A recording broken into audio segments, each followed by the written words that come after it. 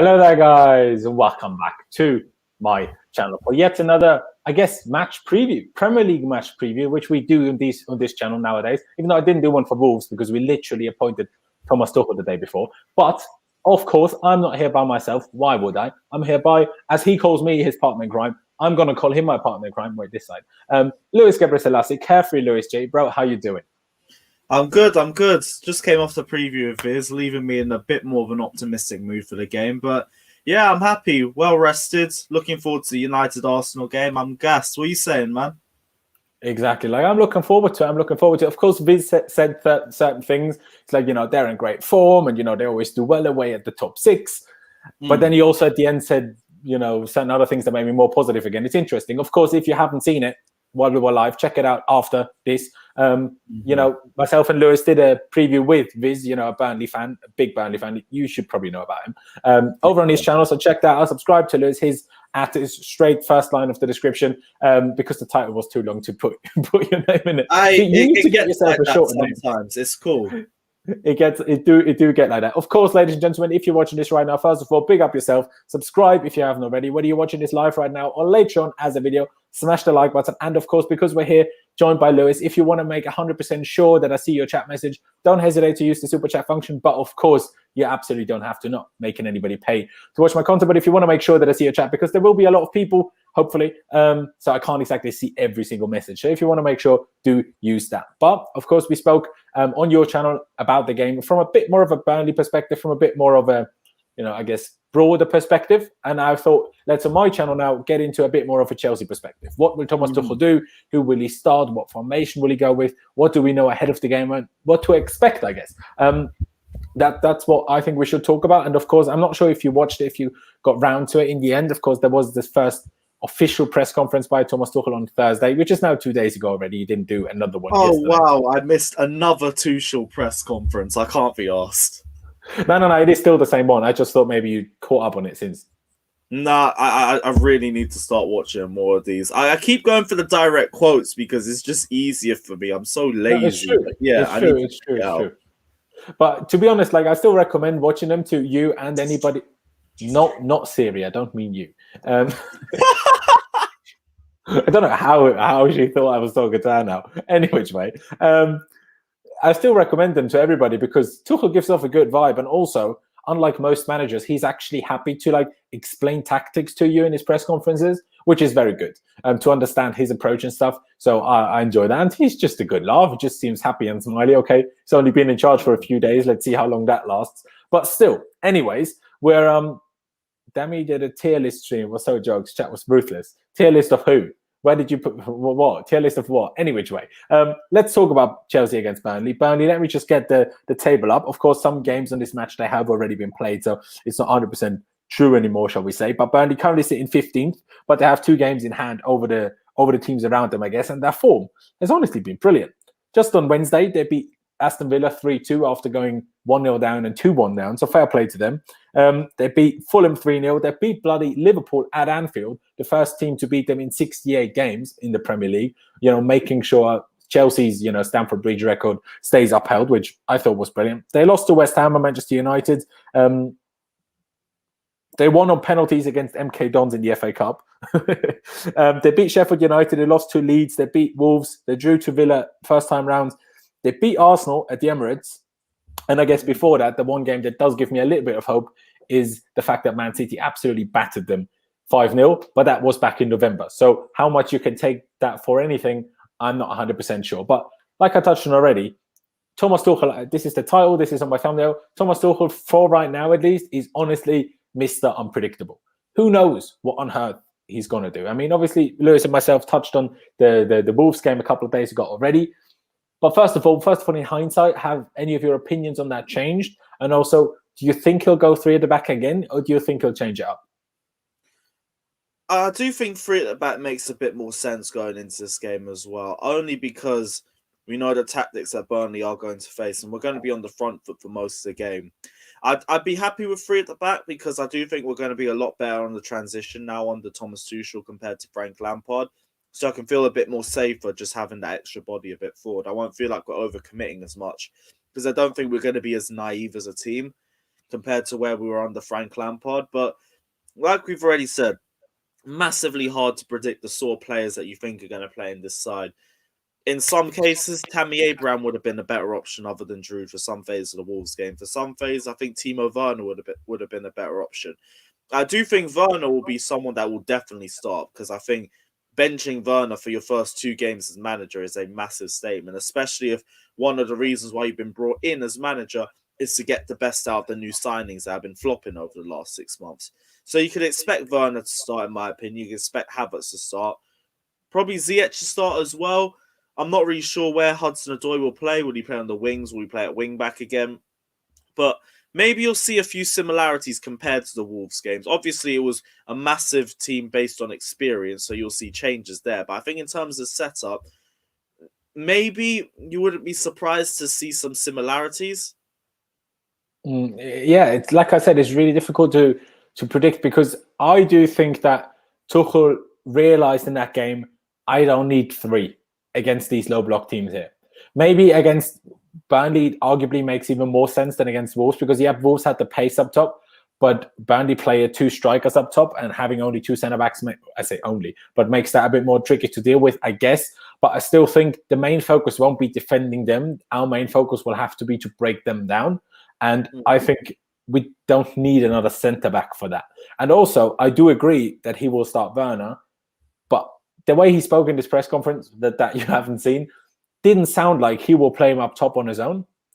And unless he plays him as a left winger in a 3-4-3, so as in an inside winger, that's almost a second striker, that's the only way I can see us using a 3. I guess 3-5-2 would work. No, but then, I would back that, because I didn't like Werner on the left wing when he's hugging the touchline like a substitute nearly every game.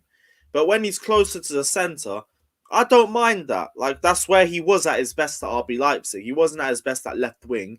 He was at his best on the left, but left centre. Like, there's difference. Like, you talk about different areas of the pitch. Like, he was like the left centre area of the pitch. That's where you get the best out of him. But we didn't play him in that area. So if we do have him with a 2-man strike, or we do have him as a left forward, cool, all for it, because we're going to play a more attacking system anyway. So yeah, let's do that. I'm all for it. Exactly. I'm just thinking, if we can't play him there and play Ziyech and Havertz, and to be honest, we can't do that in any system. It can't be Werner, Havertz, and Ziyech plus at least one of Pulisic and Hudson-Odoi. I don't think that's physically possible to put all of those guys in one team unless you play Havertz as a 6, and he definitely won't be doing that. So it will be very tricky. And we had those issues under Frank Lampard, who will start and stuff, and now under Tuchel will have the same issues. Just that I still would give, like, even if he doesn't start him now, even if he doesn't start Mount or whatever, this is still his 2nd game in charge. Give it a month, and then we can really start to judge who are his favourites, who he will start more often, who he will start less often. You can't judge that even by 4 days. Even less so, of course, against Wolves after 1 training session, but even after 4 days, he won't know everyone perfectly well now. Let's be honest. So, I just think it's really tricky. I feel like a 4-2-2, 4-2-2-2 would be good. Personally, I would love to see that. A centre-back partnership of, realistically, probably would be Rudiger and Thiago Silva, then Reese James at right-back, Chilwell at left-back, a midfield of Kante, who is back in training and has been back in training since Thursday. So presumably, judging from that, he should be back fit to play. We'll have to wait and see whether he starts or not. But midfield of Kante and maybe Jorginho, Kante, Kovacic, I don't know. Because obviously there is talks about now Jorginho extending his contract. Which I certainly didn't see coming. Even with Tuchel joining us, I didn't necessarily see a contract extension happening personally, because he still has a fair few years left on his contract, if I'm not mistaken. So maybe that's a midfield 2 that he might go for. Then on the wings, I guarantee Hudson-Odoi starts. Like, there has been this video on the Chelsea FC YouTube channel. I'm not sure if you guys have seen it. Basically Tuchel on the touchline, just like seeing a few of the things he did and said. And honestly, if Mason Mount was Frank Lampard's son, Callum Hudson-Odoi is Thomas Tuchel's son, and Christian Pulisic is his twin. Those 2 will be his sons, and I don't care what anyone says. I am all for it. Honestly, more Hudson-Odoi starts. Like, this guy has been so neglected over the last 6 months. It's not even funny anymore. And this is like one of them good 180s. Give Hudson-Odoi more game time. I'm all for it. Christian Pulisic, not so much. Like, I rate the ability, but I've already said, wrap this guy in cotton wool till the end of the season. I don't care how sparingly we have to play him. but don't overplay this kid because we're going to risk him to injuries if he gets another muscle injury. So in time, yes, Christian Pulisic as well. But Hudson-Odoi, perfect. The guy needs game time. If anything, the fact that we haven't played him so much for the last 18 months means he's going to be energized. It means he's going to be ready to play multiple games as well. And it also means that he's going to be burning to try and prove himself because he's going to be vexed with the lack of game time that he's had over the last 2 months. And I'm hoping that gets a positive reaction out of him too. Yeah, no, I agree. I completely agree. And that's what you'd hope for. Hence why I think Havertz on the right, as in kind of a right winger, but inside a 10, behind a 2 striker formation. Or actually maybe Kai Havertz as part of the front 2 next to Werner. That is something interesting I haven't thought about. I do think he will start Pulisic though, because he didn't start him last time. I think he will start him this time. Because I think he will. I'm fine with that. Again, no, I agree. Rare starts is cool. Continuous starts, like Frank Lampard playing him through the entire Christmas period, I can't rate that. That's the difference. So, like, one game, yeah, cool. Probably won't play the Spurs game. Fine, we move. Yeah, exactly. So I do think, to be honest, I'm more telling you guys the things that I would like to see rather than the things I'm expecting to see because, like, again, title, thumbnail, Mr. Unpredictable. How on earth am I meant to know? It's impossible. It's absolutely impossible. We're just going to speculate, but it is what it is. We're going to try and find the closest thing to the correct one, and we'll see if we were right or not tomorrow. Exactly that. So I think he will play. Yeah, I think he will play Pulisic on the left, Hudson-Odoi on the right, and Kai Havertz and Timo Werner up front together. Okay. I'm not sure whether that will work, but I just have a feeling he will do that. Together. Yeah, as a front 2, as in where Werner is more of the striker and then Havertz is more of the 10. But then when Werner needs to move into a slightly left-sided position, Havertz will push into the central striker role, so Werner can drift away a little bit. I think that would make sense. So it's kind of a mix of a 4-2-2-2 and a 4-2-3-1. It's kind of a mix of those 2 formations. Okay, that's interesting. I can back that. 4-2-2. Or he plays Tammy. We haven't seen 4-2-2-2. I think the last game. No, he played the back 3 for the whole game. Yeah, this one I can't speculate too much on either, but it's like, I'd be all for it to see it. Who would be the 2 DMs again? I think just because he'll play so many forwards, I think he'll not play Mount as a DM. That's why if Kante is fit, I think Kante and Jorginho or Kante and Kovacic. Knowing Tuchel and the way he spoke about Jorginho, I think Kante, Jorginho probably. Just my assumption. And, a 4-2-2-2 sounds like all that fancy. It's really just a different way of saying 4-4-2 or 4-2-4. It's not that different. It's the same thing. It's the same way as calling a 3-4-3 a 5-3, like a 5-4-1. Essentially, it's the same thing. Off the ball, you're going to be a 5-4-1. On the board, you're going to be a 3-4-3. They're not actually different, those formations. It's just a FIFA thing that, the video game FIFA, that has created this conception in our heads that these are all different things and all these different formations exist. In the minds of the managers, a 4-2-2-2 and a 4-4-2 and a 4-2-4, it's all kind of the same thing. Yeah, they all change in and out of possession as well, depending on where the players move. You never always stick to the same position, do you? Exactly, and you usually play a different formation when you're on the ball as when you're off the ball anyway. So, the whole formation thing, I think, and, I'm not excused from that. I do it myself as well, but I think a lot of us fans and the media too make that a bigger thing than it actually is. I might be wrong, but I feel like that we're making it a bigger thing than it actually is with the formation. We always have to stick to this formation, yeah, but if you actually watch the game, that there's switch around between 2 or 3 in every game anyway, almost regardless of which manager you are.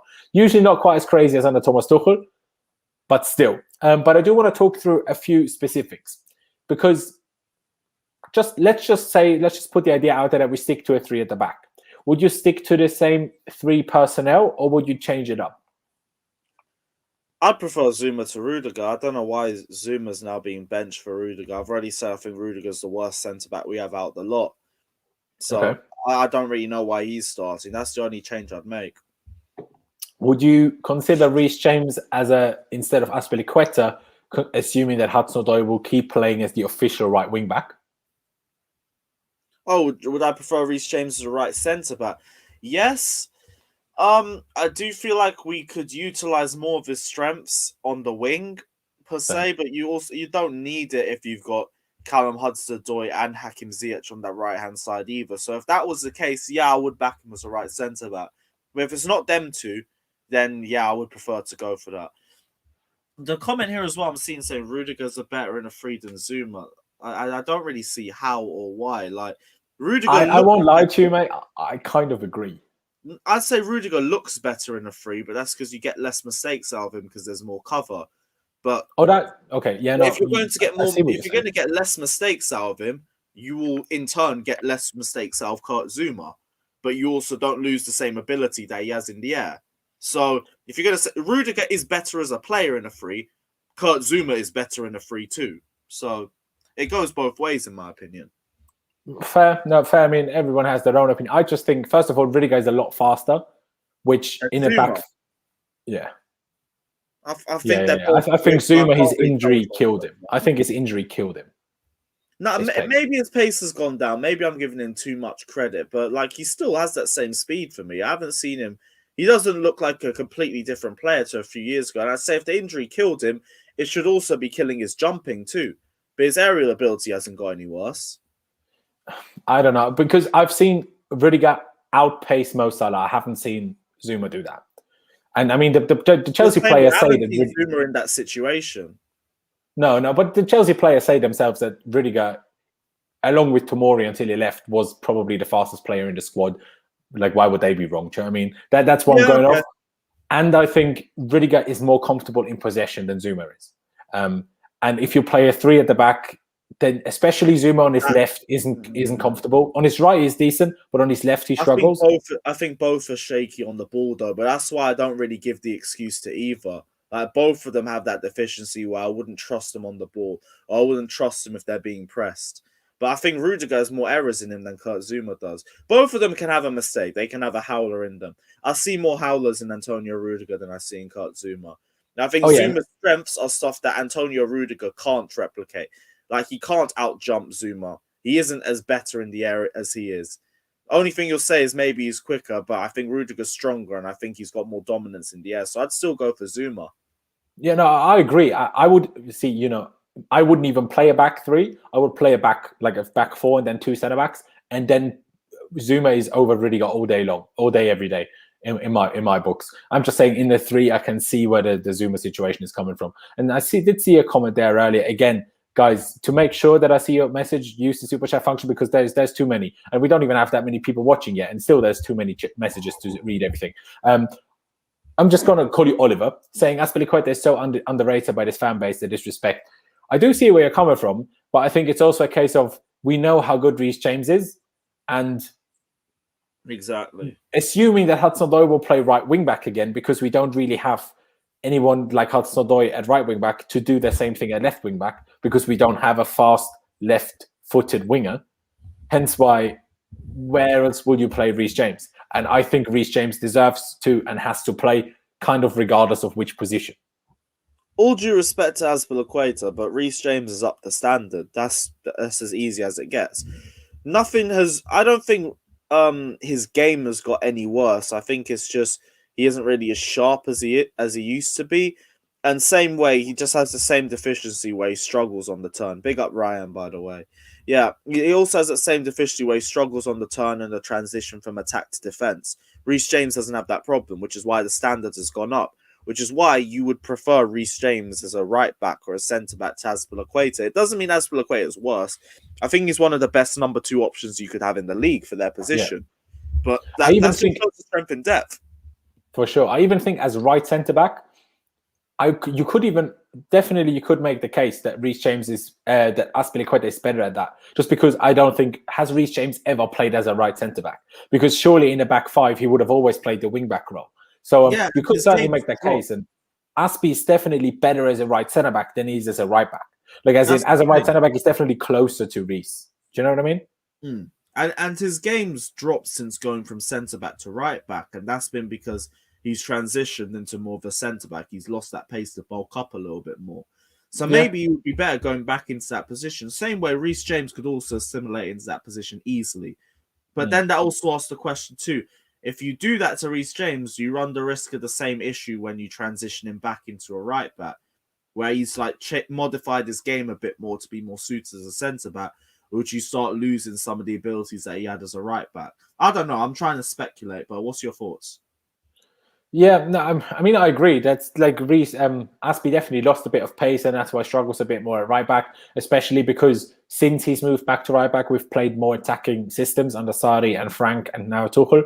So obviously, in a defensive system, him playing right back is more good, better than in an offensive system where the right back and the fullbacks, a lot of like the attacking threat comes from our fullback positions. But yeah, I mean, some of the guys saying, he spoke so highly of Aspie, and you're not wrong. And I'm not even saying I think if we play three at the back, I think he will stick to Aspie. We're just currently discussing our opinion. Would we change it in this scenario? Say we stick to the three at the back. I don't like Lewis said he would. I would even go away from the three at the back position anyway. But you asked me about my midfield too, regardless of what formation we play, unless it's a midfield three. But I don't see that, especially because Tuchel also said on Kante he's best in a double six, not as a lone six, not as an 8. He's best as a double six because he is defensive. That's he's certainly stronger defensively than he is going forward. But he also needs a bit of freedom to roam and not always sit, because also he doesn't have the discipline. Not just because he's so much better at roaming, but also he doesn't have the discipline to not roam. So what would be your midfield two? Assuming Kante is fit, what would be your midfield two?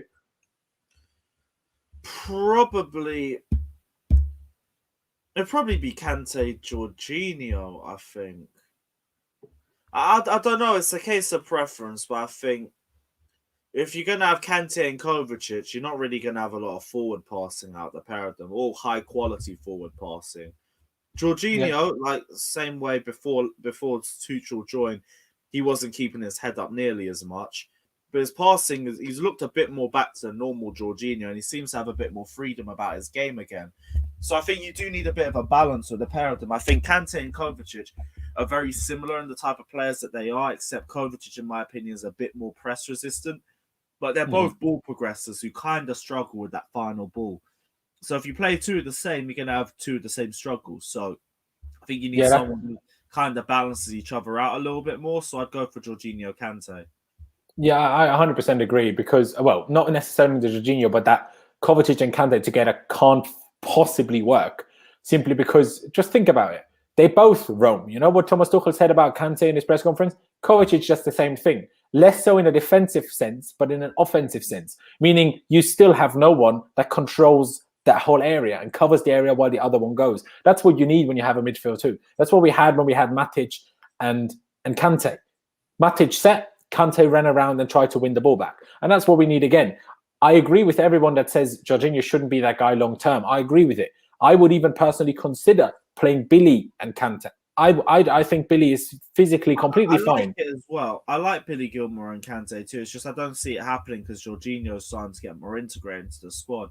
That's why I'm pushing more for this Gilmore loan. Like, just let it happen. Go out for 6 to 18 months, come back a much better player. Although, if we always want a Jorginho-type player in the team, I think it's good to keep Billy around because he'll still get a lot of games then because Jorginho can't play every game.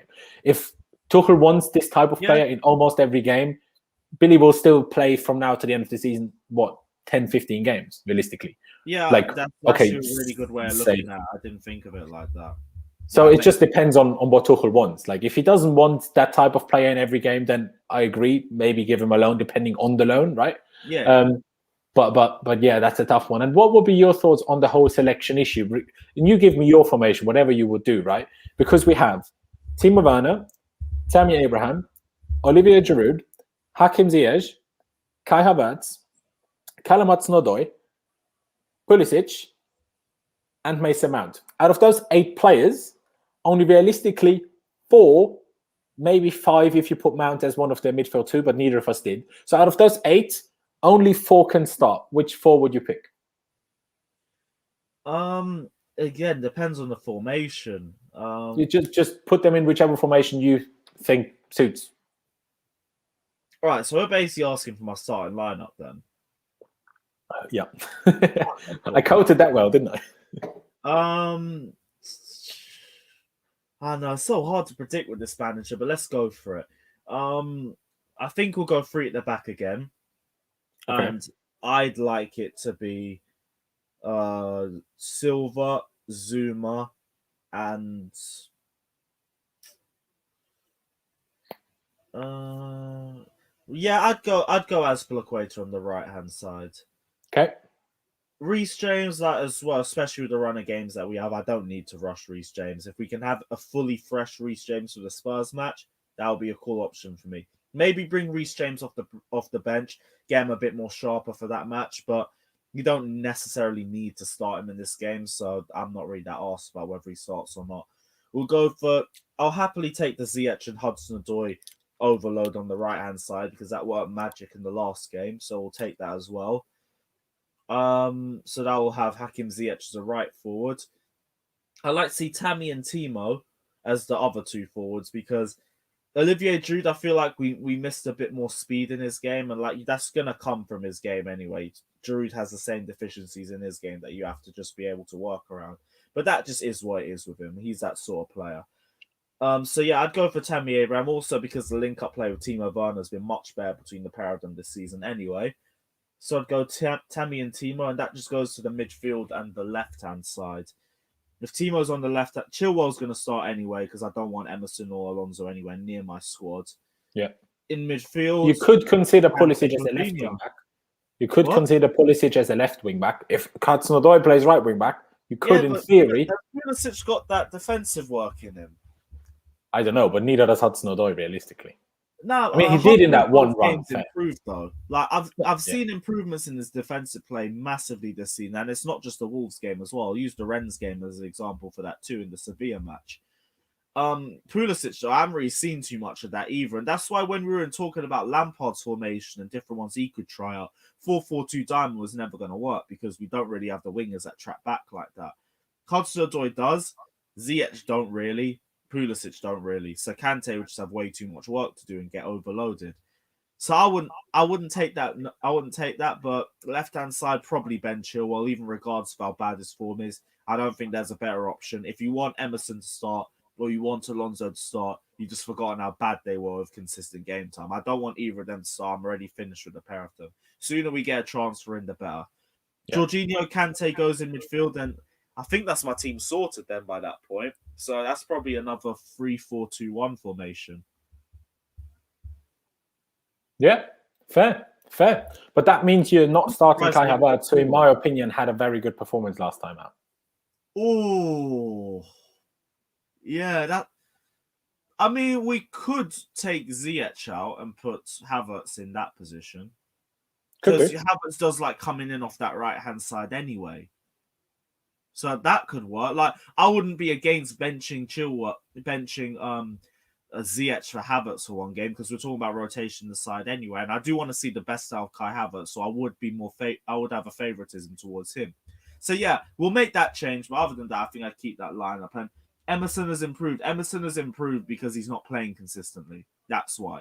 I told you, you play Emerson game in and game out, you will see Emerson for the fraud he is. Right now, he's in the perfect position where you're playing once. If we got an injury, you got a rotation, it's a cup game, throw Emerson in. He might have a decent game about. You throw him in consistently, he's going to start costing you games. I guarantee it. I've seen it way too many times with this guy. Yeah, I mean, you're not wrong. I think I've said this before. The problem with Emerson is that he's a defender and doesn't like defending. Like, you can just see it in this game. He loves being in possession. He loves a dribble. He loves a pass. He loves a step over. He loves a cross. He loves a shot from distance. He loves all of those things. But when it comes to defending, that's not his favorite thing to do. Fair play, I guess. But that's where issues come in. So if we play games where we're so dominant that's fine, I think Emerson does a good job. But I think as soon as the left back is, counted upon defensively, I think that's when you see a bit of a struggle. And Emerson can have good games in that, but he will always have that little moment where he's just a little bit too lazy, a little bit too slow, and a little bit just not right there early enough, if that makes sense. Yeah, that's the same thing for me with Emerson. I've already said, give him a consistent run of games. He will give you inconsistent performances. You already said it perfectly. He's good on the ball. I'm not going to say he's a complete fraud. Like, I prefer him to Marcos Alonso any day of the week. Happily take him over Marcos Alonso. That's also not really too much of a compliment for him, but that's me saying as well. I don't hate the guy as a player. I think he's decent. I think we just have him in the best position right now. We don't need to rely on Emerson. We shouldn't be relying on Emerson. We can have him for a run of games. He's good on the ball. His crossing is semi-decent. Like, he can have a good cross in him, but emphasis on the words where he can. But defensively is massively where he struggles. And that's why he's never really broken into the team, unless it's been a case of, oh, it's Alonso or Emerson. Because Emerson will always start over Alonso. But if Emerson and Alonso are our standards as left-backs or wing-backs, we have very, very low standards. Yeah. And I mean, I saw this comment here by Lusala, saying Alonso is still the best in a 3-4-3 system. I do strongly promote freedom of speech, but if you say things like that a few more times, I might have to block you because that's just outrageous. I can't have it. You can't be telling me Alonso is the best. I don't care. That Alonso is at his best in a 3-4-3 system. That's as far as I will go with you. He is not our best wing back. I'll say second best wing back because I prefer Emerson as a left back. I prefer Alonso as a left wing back. But same way, Alonso's only really at his best if he's at a lot of space on the left-hand side. It's another one where it's like, I can't really give this guy too much quality. Or I can't give this guy too much flowers. He's at his best on a set piece, a lot of space on the left-hand side to whip in a shot across the face of goal. Other than that, absolutely limited. His crossing is dreadful. His passing is dreadful.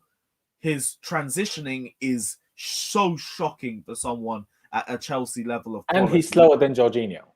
Exactly, man. Man is a wing back. There's a reason why he's at his best at a wing back because the responsibilities aren't really there. You're there to provide cover. You're there to provide width. That is it. You're doing. It's crazy, bro. I don't know these people. People are slandering us for this opinion. Alonso was excellent in Conte's system for around 20 games. Because by the end of the season, we were struggling again. And the second season, he was awful under Conte.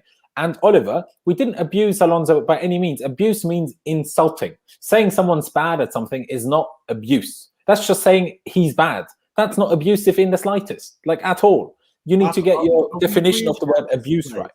All the positivity that we've had over the last week and a half, just to now be doing Alonso prop in this comment section, I can't be asked, man. Where are the standards? Where are the standards, people? Alonso, he worked well in Conte's system. So did Victor Moses. Are we going to get Victor Moses in to replace Reese James now? Oh, wait, we're not going to use the same excuse for both of them. Why didn't it work for Victor Moses? Oh, wait, the system got exposed. What happened with Alonso on the left-hand side? Oh, wait, the system got exposed. Alonso as a left-back stinks. Alonso would have scored that chance against Wolves. Chilwell missed. Alonso would have also played so badly in that left-hand side compared to Chilwell. We probably would have conceded another goal off that side. So exactly what I was going to say. You're right. Alonso probably scores maybe even both chances Chilwell had, because Chilwell had the volley and Chilwell had the cutback from Havertz, and especially the cutback from Havertz. I'm 95% sure Alonso scores that. And yes, we know he's good at that. That's by far his biggest strength. But he can't keep possession. He's incapable of keeping the ball. He only has one foot. He doesn't even know that he has a right foot other than to not fall over. And that's why he's so limited in keeping possession. We're a possession-based team. This is important. You know, the Spurs game at Stamford Bridge in the 3-4-3, he was brilliant. But we weren't like passing it left, right, and centre, playing tricky football. It wasn't quite like that. He came into one position, and we know he has a great shot on him. We know that. He has great free kicks. He has a great shot. We're not taking anything away from his strengths. But neither myself nor Lewis agree that his strengths outweigh his weaknesses. And that's just as simple as that. I'll ask anybody in the comment section right now. Let me know why Alonso should still stay at the club. And do not say goals and do not say set pieces, because we already know the pair of that. Let me know why you actually rate Alonso, and then we can go to it. Because I think a huge reason of why Eden Hazard left in that final season was because he had to tolerate Marcos Alonso on the left-hand side for so long. Every game I saw with this man, Eden Hazard had his hands in the air at least twice or three times because he's just got pissed off with Alonso just being bummy on the pitch. Yeah, no, exactly. Like his hair. I said his hair. Fair play. Actually, no, Yeah. I'll give him that. He's got decent hair. That's about as far as I'll go with him. Exactly, man's got a lovely mane. Looks a bit like a lion. That's because he's Spanish and he's sexy as well. Fair play. If these are the standards we've got, cool. I'll take that. Exactly, fair play, innit? Cheers to Scott, by the way, for the $2 Australian donation. Love the multiculturalism, by the way. I mean, still, kind of Western world, but I mean, it doesn't get further away than Australia. So I love that from you. As Lampard would say, screw Alonso. Yeah, as I would say, I agree. But like someone else said, let's go away from the Alonso slander. Let's talk about somebody else, and let's do that. I think we should talk about a little bit more about Thomas Tuchel. Of course, we've touched on a lot of things. Which formation will he pick? Which players will he pick? That's the interesting thing. But I think we should touch on a few things that we saw in training over the last few days, which I thought were all incredibly interesting. First of all, he made the guys train with small footballs, the size of a handball, right? Which I thought was an interesting thing. I'm not sure if you've heard this, but he makes the centre-backs, the defenders, train with tennis balls in their hands so they can't grab other players to like hold their shirts and stuff. And those are things I just love to see. I absolutely love to see. And yeah, it's beautiful. Exactly. Like with the small football, like controlling it is much more difficult. Getting a good pass on is much more difficult. And getting a good shot away is also much more difficult. And another thing I will bring up, in at least the behind-the-scenes video that Chelsea released, you saw him having one-on-one discussions with both Zuma and Billy Gilmour. When I heard that Frank Lampard didn't speak to certain managers for certain players for months, that's what I want to see. Okay, maybe Frank did this at the start of his, time here as well. And who knows whether Tuchel will do it come 16, 18 months' time, whether he will still talk to every player. But the fact that Billy Gilmour is at least rumoured to be going out on loan, and then you see him having a one-on-one discussion with Billy Gilmour, that's what I like to see. Do you know what I mean? Like, involve every player, and just try different things. Like, that's, I think, how you get the players on board with you. Try different, fancy training stuff. Training with a smaller ball, putting them tennis balls in their hands, cutting the pitch into different sizes. For example, the fact that he made like a triangle in the final third to force diagonal runs, because if you're not allowed to be outside of the cones, you have to run diagonally. And diagonal runs is how you get people in the box and how you score goals. So I love those things. I don't know what you think, but I love that.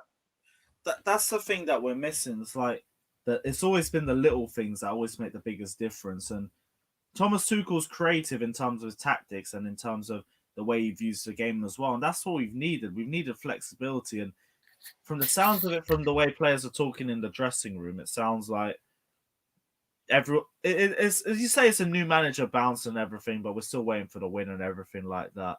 But it's optimistic. It's still early days. I still have to see what the end result is. But based off the stuff I'm hearing from training, it's all stuff that makes you feel more positive and makes you feel more optimistic for the games ahead. But same way, it's like I do want to see the results as well. I want to see how they improve and develop as defenders. Like, for example, someone like Rudiger, who I've said I don't rate. If I see this guy balling out in the space of a few months, then that's just a testament to how good Thomas Tuchel is as a manager. But it's still very early days. You do want to see what the end result is. Exactly. And PC tennis, we don't know this, obviously, and when I tell you this, I'm going off the Athletic article, and the Athletic, even though, Matt Law was thrown in the mud with the Reese James, with the Tammy Abraham tweet and Aspie confirming that, I still wouldn't believe that 100%.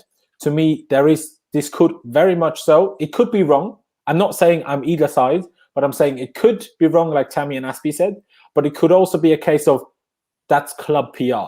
They don't want they don't want any of their players being thought of being the reason for Frank Lampard to get sacked. You're in trouble then. Even if we want to sell Rudiger, if other clubs know that basically we want to get rid of Rudiger as soon as we possibly can because he basically wanted us to or try to get rid of Frank Lampard, that's not a situation the club wants to be in.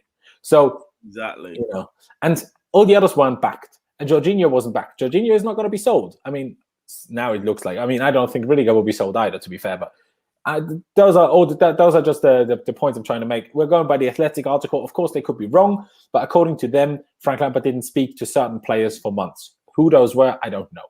If we're going to presume, probably the likes of Alonso and Tomori and Kepa and maybe Rudiger, and I don't know, probably not that many Anyone others. on the fringes of the squad, basically. Hudson-Odoi possibly as well. You never know. Yeah, So- I wouldn't be surprised. I do think there's a bit of truth in a lot of those. I think same way, and you've also touched on another different point that I didn't even think about, and that's terms of offloading some of these players. If they know that they're going to be trouble in the squad and they're not even coming off good spells at their former club, good luck trying to get them sold to another club. This is why I don't really believe it. Like straight after a late training session, we're getting late messages from Azpi and Tammy Abraham coming out at exactly the same time to dispel big rumors that would suggest more player power within the squad. I'm not surprised. Like this, it makes sense. Everything that's going around makes sense as it's happening. So I do think there's a bit of truth to it. It's just a question of how much. I think the stuff the journalist was saying was heavily over exaggerated. Yeah, but there was probably still some truth to it. I do believe there was players going up to the board and the manager. The same way, that's probably because of Frank Lampard's problems. We said about Frank Lampard speaking to players and his lack of that. That was prevalent from his first season. Pulisic saying that Frank Lampard was barely speaking to him when he was out of the squad for the first few weeks of the season. So I could see that still being a prevalent factor for players that aren't playing regularly or featuring heavily in his plans. So I could understand players going to the board as a result of that. So there's a bit of truth to it. It's about how much truth can you take from both sides of it. I don't think Lampard's completely innocent. I don't think the players are completely innocent. I think both of them have had a hand in hand in his sacking, but it's just a situation we're in right now, I guess. Exactly. Like, I honestly, I couldn't agree more. I couldn't agree more. I have seen a lot of people in the chat again.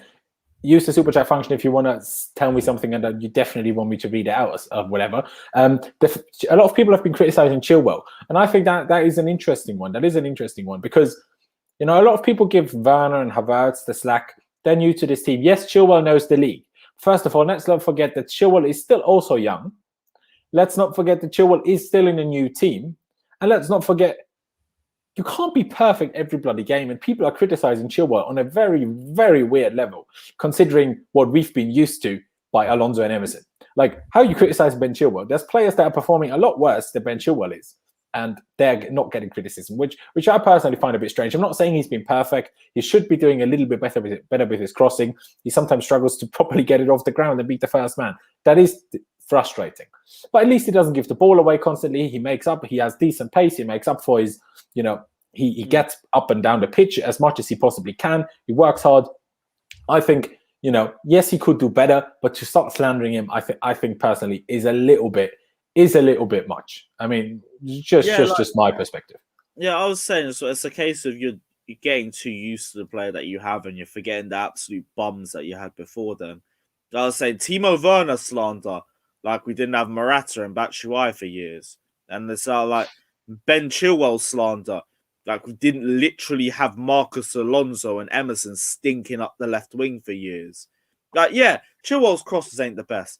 Not like Marcus Alonso aiming for the fucking West Stand every single game. Yeah, like, no, exactly. Look at the comparison act. Ben Chilwell's had a bad run of game. Cool, he's in bad form. Players get in bad form. The only thing I can say is we can't really bench him for anybody consistently because we need another left back. This is why when I heard that we were in for Ryan Bertrand and Van Aanholt back to back and get rid of Alonso and Emerson, I nearly creamed myself. I was like, raw. Three decent quality left backs at a minimum. That's well, no. I don't think they wanted to get both. I think it was like an either-or situation. I heard it was both. That's what I Really? thought it was. Yeah, both Van Aanholt and Ryan Bertrand. And No. I heard that we're interested in both, but as in surely to get one of them. Surely the plan wasn't to get both because they're both like senior players. They would get good wages. I think I don't see that. One or the other, I don't mind because I said I can take Emerson as a bench option. I can accept that. Alonso just needs to dip real quick. I don't want to talk too much on it because we've done it for 10 minutes. But yeah, Ben Chilwell, the abuse on him. He's just in bad form. He was like one of our highest performing players at the start of the season. Let's just chill a little bit on Ben Chilwell. He's gonna come good. It's just bad form. Let him rise past the form, and we'll see what he's like in a few weeks' time. But right now, yes, his run of games hasn't looked good since about the Arsenal game.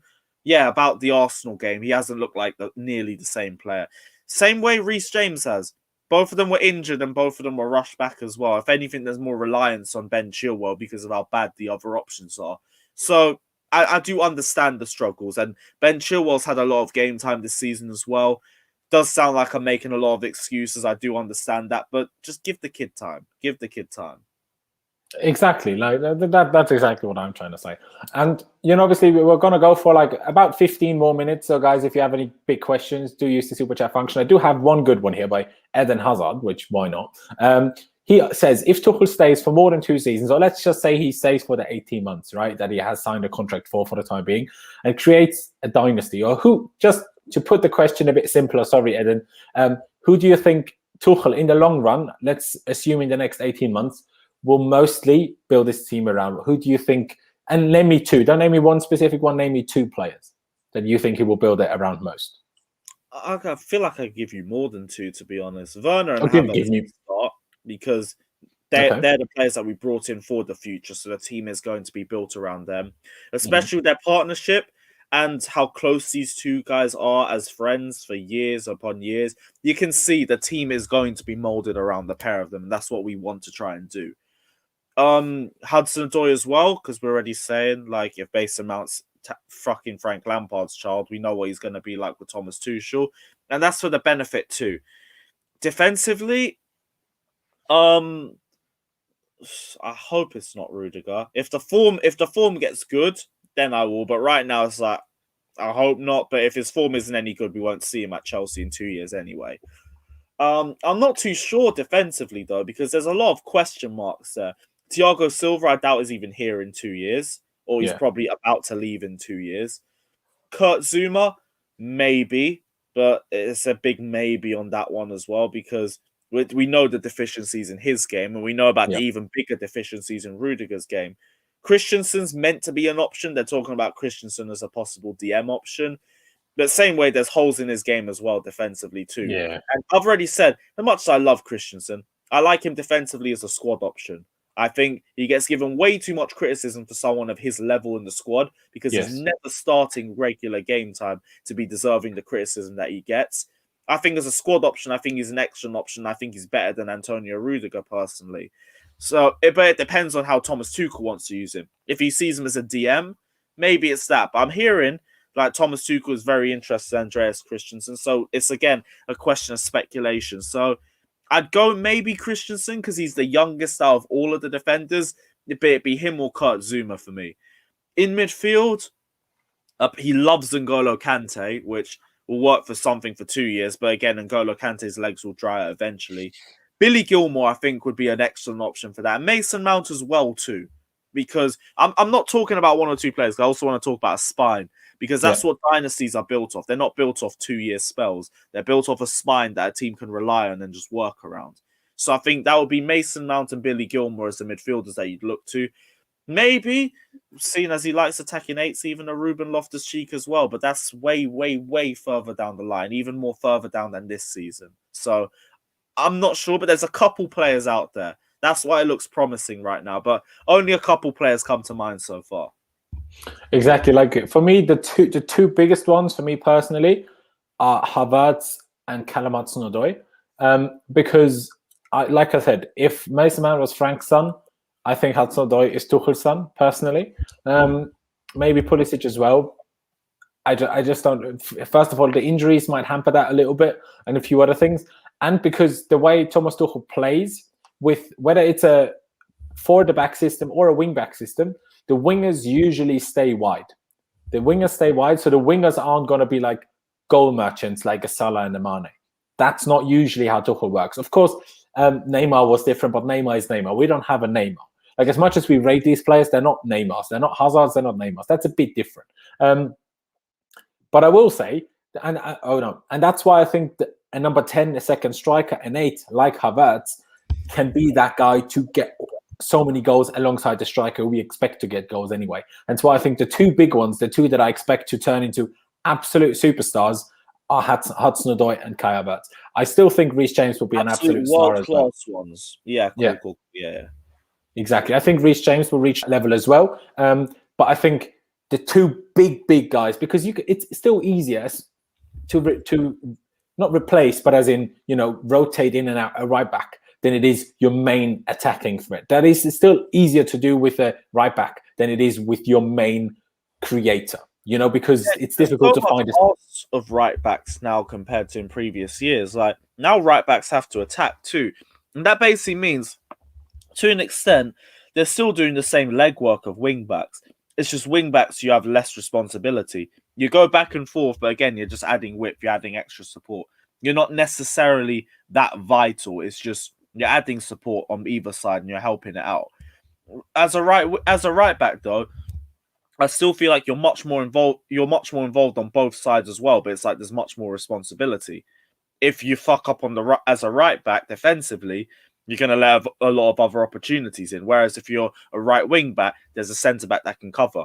If you're playing poorly going forward as a wing back, yeah, you're still probably going to suffer in terms of crosses into the box, but there's also other options there to help you out as well. So you're never fully responsible.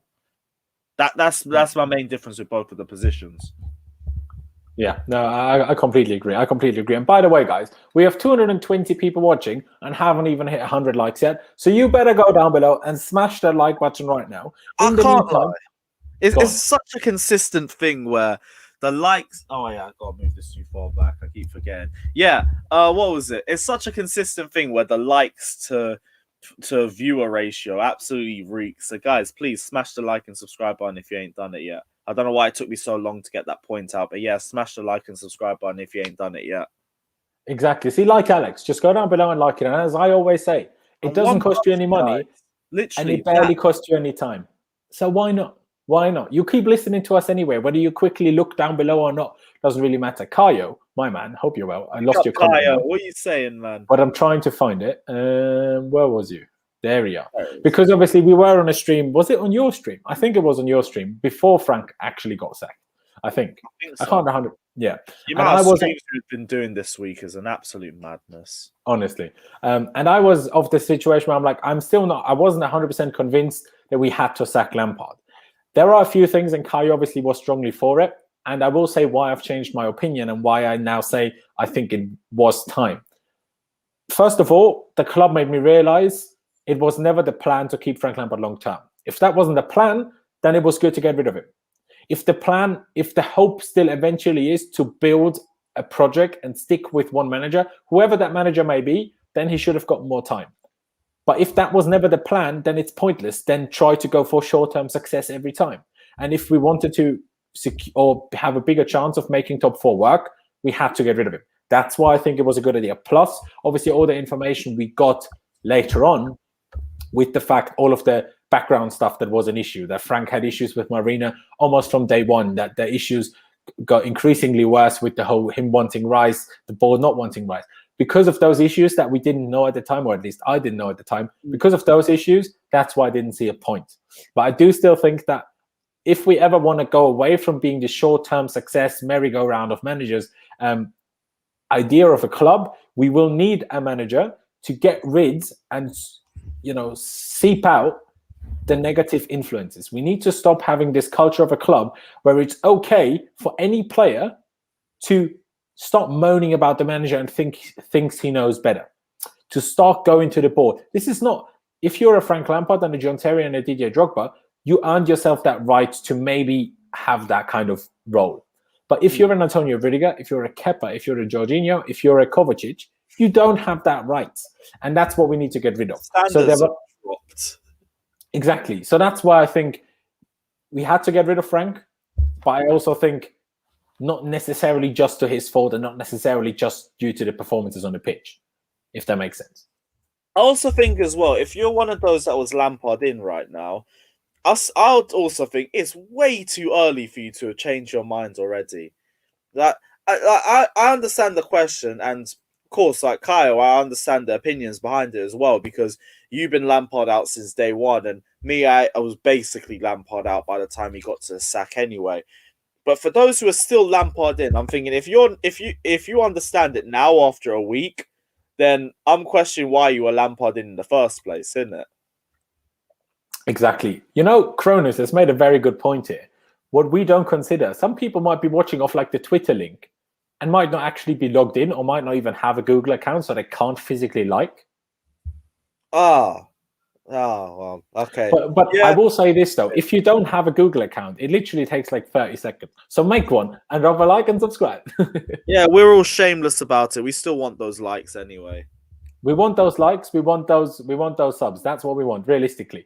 Help me reach 10k subs. I just hit 8k. You know, I can't be too greedy from one day to another, but still, that's the goal for the time being. I did see though, PC Tennis is a big Kepa fan for some odd reason. So I'm gonna just get you quickly to shut that down, Lewis. Why Kepa shouldn't be playing? Why Kepa shouldn't be playing? Yes, because we want to win games. There you go. That'll probably be it. I will. If we're going to talk about this seriously, I do want to ask: do you think? Because I've heard a lot of people talk. Well, some people talking about in articles. Do you think one of the aims for Thomas Tuchel is to try and find a way to reintegrate Kepa into the squad? Because we know what Chelsea are going to be like. They want to try and recoup as much of their money as possible, and this is 72 million down the pisser. So, what do you think Thomas Tuchel's aims are going to be with Kepa? Exactly. And I mean, even Frankie. That's a question to you. I want to know what your thoughts are. Well, he wants to get rid of him realistically, right? Like, the club, and I think so. I think that if they want to get rid of him, if they can get as much money back for him as they can. If they sell him for 10 million, I don't think they'll be happy. But I think the club eventually they will have accepted that it's not going to happen. Like, realistically, if these reports or these statements by Mark Schwarzer made a few months ago that in training, Petr Cech was better than Caballero and Kepa, then you know why Kepa shouldn't be playing games. Yeah, but same way, apparently the board put it down to confidence issues, and that's where the blame goes towards Frank Lampard, because he apparently wasn't giving Kepa tactical instructions. It goes a bit both ways, where Kepa's also, with the type of player that he is, apparently he refuses to take any sort of criticism, which is still baffling, being statistically the worst goalkeeper in Premier League history, and you don't want to take any criticism because you think you're that good at your job. But I also, the thing with Chelsea, and they always want to try and get those big signings to work. We've seen it with Shevchenko, we've seen it with Fernando Torres, you've seen it with Alvaro Morata. I have no shock to see the same thing with Kepa. I think it would come to the worst result out of the four because of how vital a goalkeeper is, literally the one protecting the back of the net. But I could see us trying to integrate Kepa into the squad more. I don't want it to happen, but I think it's an L that we're going to have to see in the future. Yeah, no, I agree. And the Kepa thing is just, I did put out this tweet like a few days ago, and it actually did well. Like, in terms of, maybe not in Lewis terms, but in my Twitter terms, it did very well. Got like 1,400 likes. Do you know what I mean? So I was happy with myself. It was, I'm not sure whether you saw that, but that was a picture of like Thomas Tuchel being all like involved in the game and hands on his head, like when we didn't score a chance. And you could see in the background, Kepa stood up, having his hands on his head as well. And I was like, you know what, Kep? Fair play to you. Fair play to you. It's not easy when pretty much, realistically, we ruined his career. Of course, he didn't help it himself, but this move ruined his career probably, right? He would have all been still happy at Athletic Bilbao, playing for Champions League just about in Spain, living a good life, living in his hometown, loving it. But now he came to Stamford Bridge, had to disable fan comments because he got so much hate, dropped to the bench. And yes, people say he got so much money. Yeah, that doesn't matter. Gareth Bale got a lot of money at Real Madrid and couldn't give a flying toss about anything that happened there. He would have been happy if they got relegated. So this is no reason for anything. And Kepa to be so involved and so into it when he sat on the bench, I rate that. And people brought up, and I said it shows of character and professionalism. And someone said professionalism ? And then showed the Man City Cup final. And I was like, fair, but also this is nearly 2 years ago. People can evolve, people can rectify mistakes, and people can just improve. Like anyone, are you the same person you were 2 years ago? Unless you're 35 plus, I would be worried about you if you're exactly the same and have the exact same opinions as you did 2 years ago. People evolve. That's humanity. Although even playing devil's advocate, Is it true that he was just time wasting in that situation? It was just really bad communication on both sides. Who knows what's true, right? Who knows? I always thought that, but the fact that Sarri dropped him the next game made me think it can't be that, because otherwise I don't think he would have dropped him for the next game. That's my only. That would have been an easy explanation to make anyway in the conference. Yeah, no, exactly. So that was a whole weird situation. Let's not get back into that. But I do want to touch on quickly on the Reece James situation, of course, the racism issues that happened at Manchester United a few days ago as well. We, of course, touched on it on Lewis's channel with Viz earlier as well, so that's why we won't go into it for that long now. Basically, just quickly, neither of us accept it. It is unacceptable, and like Chelsea put out, something needs to change. The problem is neither Lewis nor myself are experts enough to know how it would change. My only solution is have ID if you want to sign up to social media. But we can't control what the social media platforms do. I don't know if any governments have enough control over these companies to make them do this either. I mean, the Twitter banned Donald Trump. So clearly governments don't have that much of a control over these platforms. So do you know what I mean? So that's my only... Yeah. Sorry, just to add to that as well. That's the thing, because I can be offended by it, angry by it and everything, but I'm just more used to it, and that's why I don't really have too much to say on the whole thing. That's why even in our video we didn't touch on it for more than 5 minutes, because it's yes, this happens on social media. People with faceless avies go on and say whatever they want to say because they can get away with it, and that's been the situation for ages. We've seen that happen with so many other different players. I'm not going to sit here and be absolutely shocked and outraged that's just happened yet again. It's just the case that things need to change. It's just our approach needs to change. You can sit there and put statements out and say no to racism all you want and everything like that, but it's still not going to stop anything, is it? No. So why am I going to be outraged here happen again? Obviously feel terrible for Reece James that he has to go through that sort of shit. But way... You know much better than I ever will that it isn't that easy. Yeah, it just... I hate to say it happens because it's creating a system of acceptance, and I'm never saying just accept racism, but this just comes hand in hand with being on social media and being such a prevalent figure on social media. You're going to get those sorts of BS messages. We can both agree that one thing that needs to change is the approach from social media networks. From the players, they can't do much more other than just post for awareness. As the clubs, they can't do much more other than speak against it for awareness. We can't do anything more except be outraged and speak about for awareness. But all it is just awareness. Awareness is awareness. Awareness doesn't change anything. So it's 100%. I do want to say though, this comment. Go on. This comment doesn't matter. It doesn't matter who it is. This shouldn't be a Chelsea situation. This isn't a Chelsea situation. This isn't even a football situation. This is a global social everything issue. Racism is a much bigger issue. The only thing I will say where awareness might be able to help, just compare 150 years ago how women were treated in society to now. So, and that was awareness will help, but awareness is a much slower process. Exactly. Give it 100 years time, we will probably and hopefully be in a much better situation. But that I can definitely believe, because the way society moves, I think in 100 years' time, it's maybe too far-fetched to say you fully got rid of racism, but it will feel a lot more like you have compared to now. Same way I think a lot of people who are around 90 years ago probably think, oh, there's no racism in this world compared to the stuff I saw 90 years ago back in my day. But that just shows how far away we're stepping away from it, but how slow the process is too.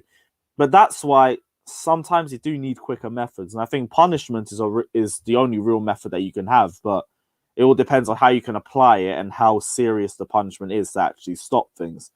Now, one thing I do want to say as well, because I just forgot about it, let's move away from saying, these fans, because they're racist, they aren't Chelsea, or these aren't proper United fans, or these aren't proper Arsenal fans. They are proper fans. You will see them in the dugout. You'll see them in the concourse every game. You'll see people with these sorts of mindsets in the away end every single game. They are Chelsea fans. Just because you don't want to justify them as Chelsea fans doesn't mean that they aren't Chelsea fans. They are still Chelsea fans. It's just they don't share the same values or the same beliefs. but they'll still carry the Chelsea badge. They'll still carry the Chelsea name. So there is still a problem in a lot of different fan bases. It's not just Chelsea in general. I think Arsenal have had their issues. I'm not even going to start naming clubs because it's literally basically every club has a problem. But that's basically my entire point.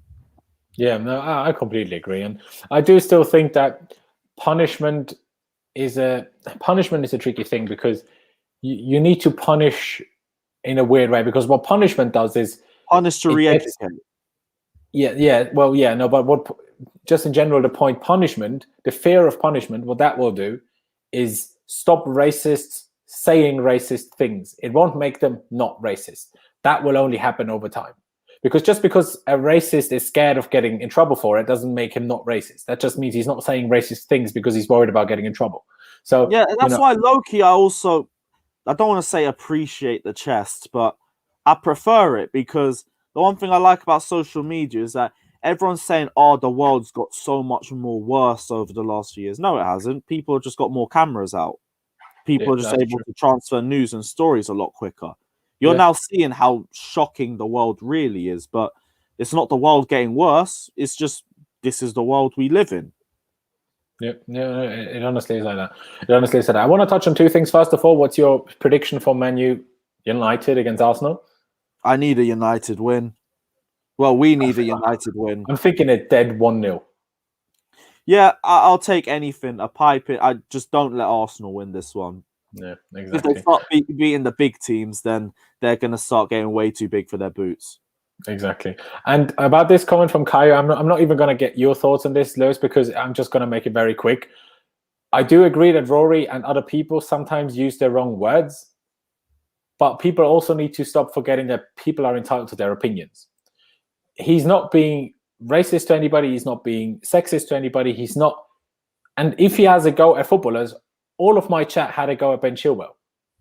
Like, and the Roman thing, if he has the opinion that with the whole moving Stamford Bridge away and the Chelsea pitch owners, the only reason that didn't happen, and this hurt him and annoyed him as a fan, then fair enough. I do think, though, he uses the wrong word sometimes and expresses himself wrongly, and I'm not his biggest fan at all. But I do think people need to relax on, like, it's no different saying, like, stop the hate for the footballers, also stop the hate for everybody. We don't need to keep hating everybody. You can disagree with someone, but you don't need to hate on them all the time. I do want to add a few points to that. Also, before I say anything, all due respect to Rory. Rory knows me off of YouTube and everything, and me and him are calm. I don't agree with the Roman quotes. Like, I'm fully pro-Roman, straight up, and we both agree on that. No, again, no disrespect, just difference of opinion. Same energy though, because what was the point that you just said earlier? It was the one where it was relocating Stamford Bridge. Yeah, the pitch owners. Here's the thing: is it such a bad thing moving out of Stamford Bridge? Because I already said that once we rebuild Stamford Bridge up to 60k, it can't ever get any bigger than that. It will never get bigger than that, because 60k is already pushing the boundaries of how big we can make the bridge to its absolute limit. With the fact you got a train line right next to it, that centuries-long rule about Henry VIII's mounds needing to have a clear face towards St. Paul's Cathedral and the bridge blocking that, Fulham Broadway Station and all the other transport networks around that too. There's no way it's going any bigger than 60k. So with that in mind, football is a massively growing sport. It's getting bigger and bigger and bigger and bigger and bigger. Now we need 60k grounds. What happens when we need 100k grounds? And we can't move out of Stamford Bridge. What? So we've spent $1 billion plus renovating, taking down Stamford Bridge, rebuilding it back up again, only for what? In 50 years to be obsolete, and we need to go and get another ground because we've now maxed out the Stamford Bridge area.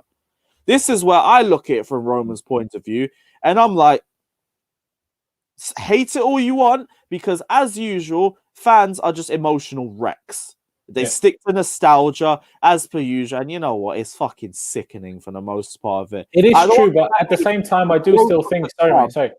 I do still think that if you're a fan, you are entitled to have that opinion. And you can have your opinion and saying it's wrong. But you can also question whether it's right or wrong too. I'm not saying he's wrong for saying... I'm not saying he's a wrong person for saying that we should be staying there. That's the view of a lot of fans. And I can respect that. I just don't agree with that thought process because I think in the long term, in about 100 years' time, that's not going to be feasible. If anything, that would have cost the club more than to just realistically move out right now. So what if we went to Battersea Power Station or if we went to Else Court? So what? Like, okay, maybe the atmosphere might die.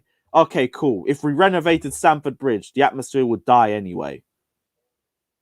Yeah, I mean, you're not 100% wrong. I'm not sure about whether it will grow forever because I mean, population is somewhat limited realistically. So you can never London can't get so much bigger. So but same way with tourists and with. I agree with you on the case that there's only a certain amount that it can grow, but you also look at how big the fan base is and how big the fan base can continue to grow. That could become a problem in the future. Obviously, there's other surrounding issues, but then you're going to be looking 50 years or 100 years into the future, and we're already speculating mad enough as it is without going that far into it. But same way, I just look at it, my main core point is you build Stamford Bridge up to 60k, it's not getting any bigger than that ever again. Whereas if you go somewhere else, you can continue to renovate the ground, you can continue to build it and grow it. The only big issue is atmosphere, but that would be an issue regardless of if we change the bridge or not. And the bridge ain't even that good anyway for atmosphere. So I don't get what the argument is. Yeah, I think that's just where maybe there's a bit of a difference in young and old and what kind of things you believe in. And I'm kind of in between somewhere what you said and what Rory said in terms of Stamford Bridge, not the rest of it, right? I don't agree with getting rid of Roman, and I don't agree with that. So Rory got so emotional about Frank, but was so strongly, insultingly against Sarri. That's what I was also going to say as well. Same energies needs to be kept. Yeah, but although he did say he did have a bit of an epiphany, saying he now realised with Frank that he disagrees with the sacking of managers. And hey, everyone is allowed to change their opinion at any time. That's all I'm going to say on it. We're losing viewers here. We're started talking about things that we're not meant to be talking about for way too long. Let's get quickly back to Chelsea against Burnley, which of course takes place tomorrow with the early kickoff at 12 o'clock lunchtime. So just to touch on that pretty quickly, of course.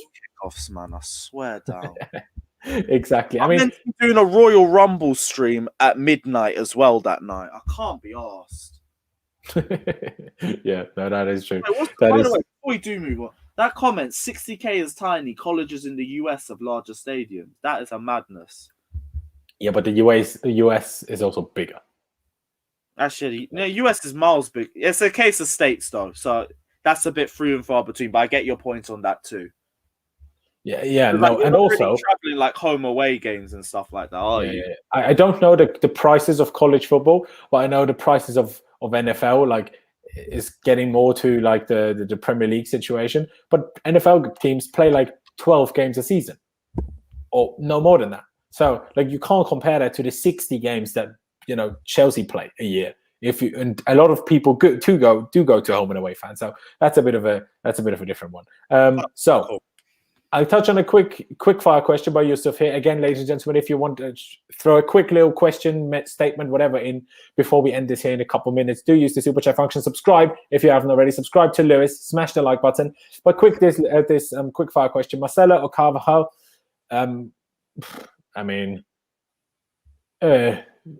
Of history, Marcelo right now, Carvajal, and live in the coldest country or hottest country. Now that's actually a good question. I would go coldest country, personally. I'd go hottest. I can't lie. You know me, I'm a heat guy. Whenever you're in my room, you're boiling within a minute because I've switched everything up to the top, but that's just me. So the guy sits there in his mad jumper, and I'm sweating my bollocks off in shorts and a t-shirt. It's crazy. And I'm probably still cold in my jumper. Probably. The man, when we're at away games, he wears the same coat to inside the ground as he then wears for half an hour inside the flat. It's mental. Bro, you don't get how fucking cold it is in some of those away grounds, man. This is half the reason why I'm glad that we aren't traveling, especially with some of the away trips that we would have fucking had this season. Some of them would have reeked. Yeah. Anyways, let's get back to the game tomorrow. Of course, we touched on formations. I'm thinking we might be able to expect, but of course, like again, thumbnail title, Mr. Unpredictable. It's almost impossible to judge what he's going to do, but that's what makes it exciting. I'm excited for the game tomorrow. I'm looking forward to it. I hope we're going to see a positive result. I hope we're going to, get a good result. We need to start winning. If we want to make top 4 realistic thing, and I won't lie, if we don't get top 4, we might as well not have sacked Frank Lampard. At least not now. We might as well have sacked him in the summer because there's no point then. Okay, Tuchel will get his players better for next season. That is a fair point. But in general, right? So we need to start winning, especially now that the fixtures are, in quotation marks, a bit easier than they will be in a few weeks, right? So we need to get winning. And that, of course, we did already our score predictions on your channel. But just to quickly get back to it, I said 2-1, hoping for a 3-1, but I'm not sure whether Tuchel can get the final passes, the final output, the final, the final product as significantly improved as we needed to score 3 goals against the defensively good Burnley side. So that's why 2-1. But what about yourself, Lewis? Yeah, I'm going to go for 2-0 Chelsea. I think it's going to be hard to break them down, but once we do, the game might open up a little bit more. And that's where we could hopefully get a second. But I'm also saying that because I want to see a good performance from the team. I want to see us continue to build on that 0-0 draw. And the first way to do that is to get a convincing win. So I think Burnley's the first game to do that for us. For sure. I completely agree. And I think we're going to leave it at that. Ladies and gentlemen, thank you for watching. We did reach decent heights of viewers earlier already, even if they, started to die down recently a little bit. But hey, that's it. I do appreciate every single one of you that has tuned in. I honestly do. If you haven't already, please be sure to subscribe. Help me get close and close to that 10K so we can hit it as soon as bloody possible. If you don't have a Google account, please make one and subscribe, just because why not? Please do. Smash the like button. And of course, subscribe to my man over here, Lewis Gebrselassie, Carefree Lewis G. Subscribe to him. Just because he's just hit 20K subs doesn't mean he doesn't need more subscribers. So keep subscribing. Do that. His @ is straight in the first or second line of the description. Just click on it. You're going straight directed to his channel. Subscribe over there. He's doing a live review over there while I'm doing my live review of Blues Fans TV. All of that good stuff. Tune into him. Thank you for coming on again, mate. As always, of course, I should, everything going to plan, on Monday on this channel, have Alex Goldberg on. So that should be coming at 7 p.m. UK time. So I'm looking forward to that, get involved in that. And tomorrow, as for my watch-along, I'm still not 100% sure. I'm trying to find someone to do it with because I don't really want to do it by myself anymore because I didn't really enjoy that much, I won't lie. So you'll find out tomorrow whether I'll do one. And if I do, please watch me, not lose. Yeah, or if anything, put us both on in the background. Fuck it. We'll both scream at the same time or something. But yeah, support both of us. Fuck it. Exactly. There you go. Again, ladies and gentlemen, thank you guys for watching. Up the Chelsea. Subscribe to myself. Subscribe to Lewis. And I'll see you next time.